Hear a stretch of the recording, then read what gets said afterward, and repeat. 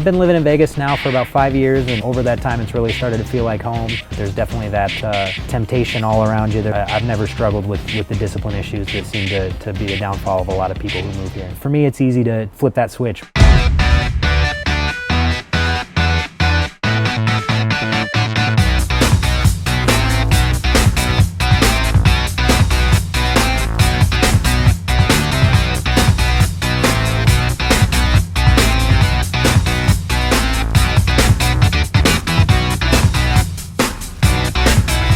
I feel great coming off of 4 wins in a row and taking on someone as experienced and established as KJ Noons, and got a lot of great momentum going into this next fight, which is yet another step up. And I'm preparing for Ross a little bit different than I did for KJ Noons, just because KJ is a little bit more of a counter fighter. He was waiting for me to come to him, and Ross is more of an aggressive, sort of all-out attack type of fighter. So we've adjusted tactics slightly, but in a lot of ways it's a similar matchup too. Both are heavy-handed guys who are going to be looking to knock me out.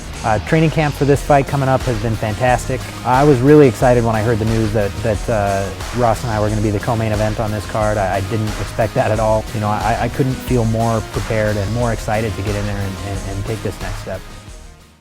This is going to be my first time fighting outside of the States. I'm not 100% sure what to expect or how my body's going to react to that. I think as long as I'm disciplined when I get over there and get to bed at a normal hour, then that should set the tone for the week and help me get on track. I'm kind of a homebody by nature anyway, so I've been eating a lot cleaner. Some of that is credit to Emily. She's a good influence on me. And we've been every morning getting up and making shakes, and those are really a great way to start the day. And definitely have cleaned up and am being more careful with my diet, and it's paid off, and I've felt that much stronger in training, and am going to have a much easier weight cut than ever before.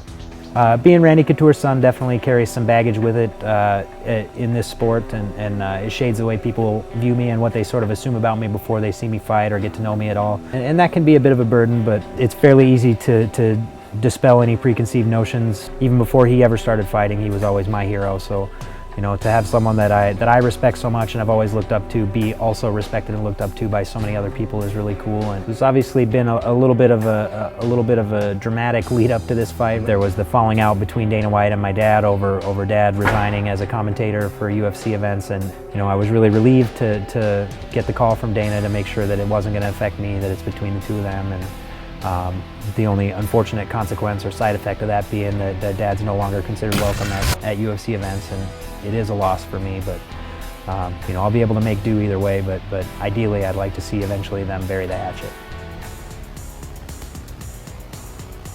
For so long my goal was just to make it to the UFC, and that seemed like such a huge thing to accomplish, that now that it's sort of happened all of a sudden, I feel like it snuck up on me, and I'll have to sort of reassess and reset a new series of goals. Ideally the goal at the end of the day would be to be a UFC champion one day, but you know, that's a long ways off yet, and you know, I think after I get in there and fight Ross and see how this one plays out, then I'll have a better idea of where I'm at and where I need to set those next series of goals. So for now, I just want to continue learning and growing as a fighter and as a person, and continue having fun and competing in this sport.